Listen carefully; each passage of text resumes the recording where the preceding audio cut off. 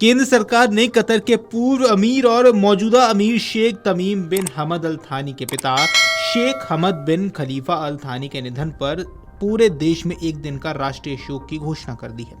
विदेश मंत्रालय यानी एमईए ने रविवार को इसकी आधिकारिक जानकारी देते हुए कहा कि भारत सरकार ने यह फैसला दिवंगत नेता के सम्मान और भारत कतर के मजबूत द्विपक्षीय संबंधों को देखते हुए लिया है। राष्ट्रीय शोक के दौरान पूरे देश में उन सभी सरकारी भवनों पर राष्ट्रीय ध्वज आधा झुका रहेगा जहां नियमित रूप से तिरंगा फहराया जाता है। इसके अलावा इस दिन केंद्र सरकार की ओर से कोई भी आधिकारिक मनोरंजन कार्यक्रम आयोजित नहीं किया जाएगा। ये सम्मान उन विशिष्ट वैश्विक नेताओं को दिया जाता है जिन्होंने अपने देश और अंतर्राष्ट्रीय समुदाय में महत्वपूर्ण योगदान दिया हो। आपको बता दें, कतर की सर्वोच्च सरकारी संस्था अमीरी दीवान ने रविवार को घोषणा की कि पूर्व अमीर शेख हमद बिन खलीफा अल थानी का 74 वर्ष की आयु में निधन हो गया है। हालांकि उनके निधन के कारणों की आधिकारिक जानकारी अभी सार्वजनिक नहीं की गई है।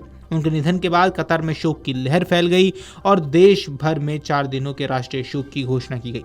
सरकारी कार्यालयों में कामकाज स्थगित कर दिया गया और राष्ट्रीय ध्वज आधा झुका दिया गया। शेख हमद बिन खलीफा अल थानी को आधुनिक कतर का निर्माता माना जाता है। उन्होंने वर्ष 1995 में कतर की सत्ता संभाली और 2013 तक देश का नेतृत्व किया। अपने लगभग 18 वर्षों के शासनकाल में उन्होंने कतर को एक छोटे खाड़ी देश से वैश्विक स्तर पर प्रभावशाली आर्थिक और रणनीतिक शक्ति के रूप में स्थापित किया। उनके नेतृत्व में कतर ने प्राकृतिक गैस संस्थानों का व्यापक विकास किया और दुनिया के सबसे बड़े तरलीकृत प्राकृतिक गैस यानी एलएनजी निर्यातकों में अपनी पहचान बनाई। इसके साथ ही उन्होंने शिक्षा, स्वास्थ्य, बुनियादी ढांचे और आधुनिक शहरी विकास पर बड़े पैमाने पर निवेश किया, जिसने कतर की अर्थव्यवस्था ने तेजी से प्रगति की।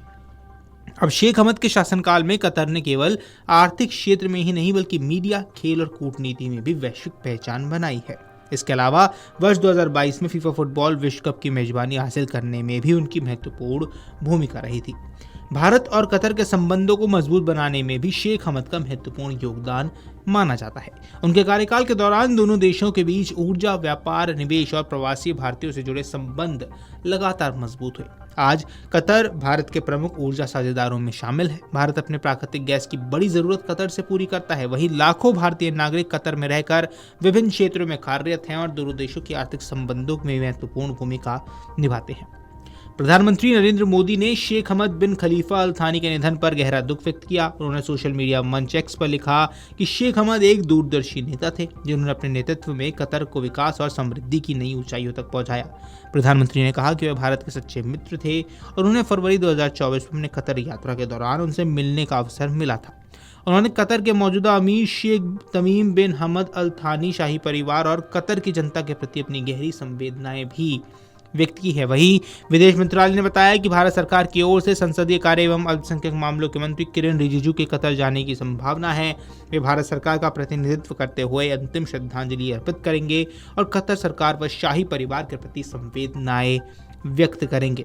आपको बता दें, भारत में राष्ट्रीय शोक की घोषणा किसी विदेशी राष्ट्राध्यक्ष और पूर्व राष्ट्राध्यक्ष या अत्यंत सम्मानित वैश्विक नेता के निधन पर ही की जाती है।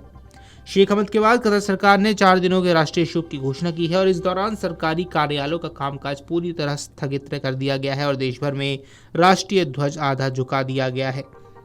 अब भारत द्वारा उनके सम्मान में एक दिन का राष्ट्रीय शोक घोषित किया जाना दोनों देशों के गहरे और भरोसेमंद संबंधों का प्रतीक माना जा रहा है और ये फैसला इस बात का भी संकेत है कि भारत अपने मित्र देशों के नेताओं के योगदान का सम्मान करता है। वीडियो डेस्क अमरउजाला.com। अगर आप ये वीडियो YouTube पर देख रहे हैं तो हमारे चैनल को सब्सक्राइब कर बेल आइकन दबाएं और Facebook पर देख रहे हैं तो हमारे पेज को लाइक करें।